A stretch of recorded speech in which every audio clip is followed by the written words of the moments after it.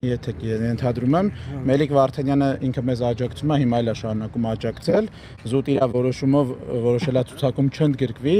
որպեսզի այսպես ասած վնաս չտա, բայց մենք իրան դիտարկում ենք, որ մարդը որոշում է կայացրել այլևս չաջակցի իշխող ուժին ու միանա մեզ, ինչը դրական են գնահատում, որտեղ ուրիշ տարբերակ չեն գտնում, որով որ դու կարող ես հաղթել եղած իշխանությանը։ Իսկ ձեր առաջին համարը ով է։ Ես Բայց մեր մոտ առաջի համարը չի նշանակում վարչապետի տեխնացու, մենք առանձին վարչապետի տեխնացու ընտրություն ենք անելու, այդ ժամանակ կարա ուրիշ մարդ լինի։ Այսինքն այս պահին քաղաքացիները չգիտեն։ Դեռևս չունենք, ապրիլի 25-ից սկսելու է process-ը, մայիսի 1-ին արդեն վերջնական իմանալու ենք։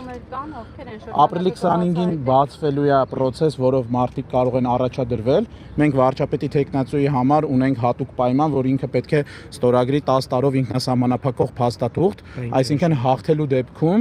մեր վարչապետի տեխնացուն պետք է 100 օրվա ընթացքում մեր նախանշած օրակարգը իրականացնի, իսկ դրանից հետո նշանակի արտահերթ ընտրություններ, որին ինքը չպետք է մասնակցի։ Այսինքն պետք է գտնել մարդ, ով որ պատրաստ է այդ գործընթացը սկզբից մինչև վերջ իրականացնել։ Ապրիլի 25-ից է մեկնարկելու, դեռևս ոչ։ Շանսերը ինչպես է գնահատում, հաշվի առնելով, որ ամեն դեպքում ունեք ուժեղ մրցակիցներ, իշխանություն, ընդդիմություն, որ ևս ռեսուրսներ ունի, խոսքը գիտեք ընտրություններին մասնակցել է, ենթադրում եմ լուրջ ռեսուրսների մասին, դուք ինչպես եք գնահատում ձեր շանսերը։ Եվ քննադատում են ձեզ ձայներ փոշիացնելու պատրաստ լինելու։ Մենք կարծում ենք, որ Հայաստանում բավականին շատ բոլորին դեմ քաղաքացիներ կա, այդ բոլոր տեսակ հարցումներն էլ ցույց են տալիս։ Մեր նպատակն է այդ մարդկանց շատ զգալի մասին հասնելու։ Այսինքն մեր քարոզարշավը ուղղված է լինելու այդ մարդկանց, ովքեր որ բոլորին դեմ են, իրենք կամ չեն գնում ընտրության կամ վատի վատագույնի մեջ են ընտրում, մենք փորձելու ենք այդ մարդկանց ձայների զգալի մասը բերել մեր կողմ։ Պատրաստվում եք ինչ-որ ուժի հետ համագործակցել։ Նախընտրական, նայեք, բոլորին դեմ եմ բաց է բոլոր ուժերի հետ համագործակցելու։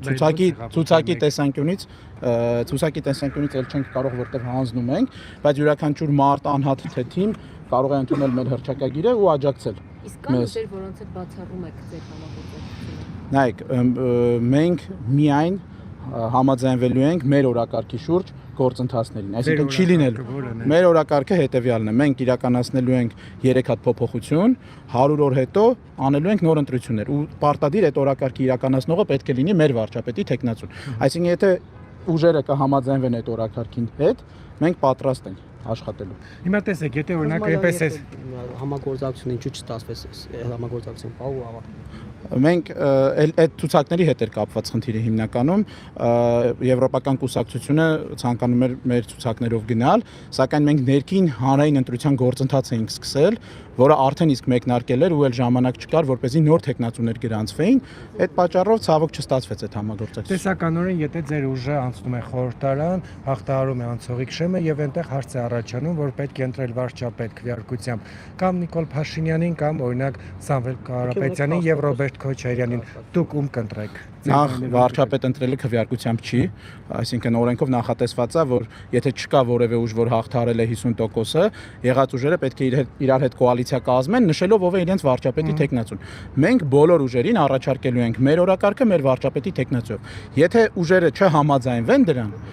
մենք ոչ մի տեղ անելու բան չունենք, իրենք կարող են գնալ երկրորդ փուլ։ Այսինքն որևէ մեկին չեք պատրաստվում միանալ, Ոչ, ոչ։ Իսկ քաղաքացիական պայմանագրի հետ համագործակցությունը հավանական եք համարում, եթե իրենք ընդունում են ձեր պայմանագրը։ Եթե իրենք մեր ամբողջ օրակարգը կընդունեն, մեր վարչապետի տեխնացուն կլինի ու մենք մեր բոլոր process-ները մենք իրականացնենք, այսինքն որևէ այլ նախապայման չի լինի, մենք բոլոր ուժերի հետ պատրաստ ենք։ Բոլորին դեմ չեք, հա։ Մենք բոլորին դեմ ենք։ Մենք այս օրակարգի շուրջ պատրաստ ենք, այո, մինչև մեր օրակարգի իրականացումը, այսինքն այդ մնացածը պետք է ձեզ հարմարվեն ըստ էության։ Այո, այո։ Իսկ եթե մենք մեզ կապել ենք sense ասած։ Իսկ եթե ունեն 30% այդ ուժերը, ցանկացած կողմը ունի 30% օրինակ, դուք 7 Ինչու պետք է այդ ուժերը համաձայնեն ձեր օրակարգով առաջնալ եւ որևէ փոխզիջման պատրաստ չեք։ Որովհետեւ մեր օրակարգը 100-օրյա օրակարգ է ու ինքը ընդհանուր քաղաքական դաշտի համար ժողովրդավարության տեսանկյունից մի քայլ առաջ օրակարգ է ու մենք ընդամենը 100 օրով ենք ուզում ու նաեւ մեր վարչապետի տեխնացուն հաջորդ ընտրություններին չի մասնակցելու, այսինքն այնպիսի իրավիճակ չի լինելու, որ մեր վարչապետի տեխնացուն մասնակցի ու ձայների 70%-ը բանանի։ Այդ իմաստով եւս մեկ հարց, օրինակ Սերժ Սարգսյանն ասում էր, որ չեմ հավակնում վարչապետի պաշտոնին, եթե այդ խորհրդանական մոդելի անցնենք, երրորդ ժամկետի չեմ հավակնում։ Հիմա Սերժ Տեխնացուն էլ ասում չեմ հավակնում, բան եմ պատրաստ ստորագրել, բայց գնում է ու օրինակ ձեզ էլ խափելով պատրաստ համագործակցում է ուժերից մեկի հետ, ինչ է կանելու։ Այք մեր տեխնացուն նախ մենք ռեալիստ ենք նայում իրավիճակին, մենք իշխանություն չենք լինելու 60%-ով, այսինքն ավելի հավանական սցենարը ձեր ասած սցենարն է, որ մենք ինչ որ տոկոս հավաքենք ու այդ սցենարում կարողանանք դաշինքով դառնանք։ Ներողություն, ձեր թիմակիցներից ինչ-որ մարդիկ համաձայն են քվեարկել վարչապետի տեխնացուից ինչ-որ մեկի օգտին իշխանության ներկայացուցիչին կամ ընդդիմության Վարչապետի տեխնացուին քվեարկությունով չի լինում, հենց այդ է։ Դաշինք կազմեն, ասեն մենք իրենց տեխնացուի շուրջ կհամախմբենք կոնսոլիդացիա քվեարկենք իրենց տեխնացուի։ Ընդդիմության տեխնացուի շուրջ։ Կամ իշխանության։ Մենք այտենց խնդիր չունենք դրված, մենք մեր անդամներին վստահում ենք, նման հարցի առաջ չենք կանգնելու։ Եվ վերջին հարցս շատ կան քննարկումներ, որ բոլորին դեմ եմ անվանումը կուսակցության մոլորեցնողը եւ մարդիկ կարող են մտածել, որ իրենք այդպեսով ոչ թե կուսակցություն են ընտրում, այլ ձեր առաջարկածը, որ հետո օրենքով ուզում եք առաջարկել բոլորին դեմ տողը։ Հիմա արդյոք չեք գտնում, որ իրոք մոլորեցնում եք քաղաքացիներին։ Նայեք, որևէ նման ձևակերպում օրենքի տեսանկյունից չկա մոլորեցնող, այսինքն այդ օրենքով նախատեսված չի եւ մենք գրանցվել ենք որպես կուսակցություն, այսինքն այդ իմաստով խնդիր չկա մեր մասնակցությանը։ Որտեվ եթե մոլորեցնող նայենք, շատ կուսակցությունների անուններ էլ կարանք ասենք, որ մոլորեցնող է, չի արտահայտում ամբողջովին այն ինչ որ իրենք ներկայացնում են։ Երկրորդ մասն էլ հետեւյալն է, որ մենք բոլորին դեմ եմ մարդու քվեն հենց այդ ձև արտահայտել ենք, այսինքն մենք չենք մնալու մանդատներ ունենանք, թե հաղթանակի, թե պարտության դեպքում եւ մեր արած փոփոխություններից հետո ավելացնելու ենք բոլորին դեմ եմ քվեաթերթիկը ու հեռանանք, այսինքն այդ տեսանկյունից մենք ամբողջովին արտահայտելու ենք կարճաժամկետ իշխանություն եք ուզում։ Այո, այս փուլում այո։ Բայց օրինակ պետությունը նաև երկիրը պատրաստ է օրինակ 100-1 ընտրություններ կազմակերպի իրականացնի, դա հսկայածավալ աշխատանքի մասին է խոսքը, այսինքն այո։ Մենք կարծում ենք, որ ժողովրդավարության զարգացման տեսանկյունից այդ կարևոր քայլ է ու մենք դա պետք է անենք, անկախ ամեն ինչից։ Մի հարց եւս առաջացավ նոր։ Եթե ուժերից մեկը օրինակ համաձայնում է ձեր առաջարկած տարբերակն օրինակ 1% իջեցնել շեմը, բոլորին տեմտող ավելացնել, պատրաստ եք այդ ուժի վարչապետին տեխնացուին։ Մենք մեր ամբողջ օրակարգը ոչ թե ներառում է զուտ այդ կետերի փոփոխությունները, այլ նաև մեր գործողությունների պլանը, ինչի մեջ ներառում է մեր վարչապետի տեխնացուն։ Այո։ Ունեք բացի նժարից ելով է միացել այս նախաձեռնությունը։ Մեզ միացել է Հայկ Մանասյան, իրենց հիմնադիր ազատակարգ, այո, բժիշկ Հայկ Մանասյան, նաև միացել է Իրավական պետություն կուսակցությունը Վարդան Քալանթարյանի անունով, ասենք ասած։ Շնորհակալ ցուցակը առաջին համարը։ Այս պահին ես։ Այսինքն կարող եք մեկներ Չէ, դժվար փոխվի։ որ ասեք այս պայն դրա։ Չէ, ես եմ առաջի համարը, բայց բայց այդտեղ հատուկ չէ, ամոթ չի։ Այստեղ զուտ հատուկ նշում անեմ, առաջի համար դա դեռ չի նշանակում վարչապետի տեխնացու մեր դեպքում, այսինքն մեր մոտ առանձին վարչապետի տեխնացուի ընտրությունը արվելու,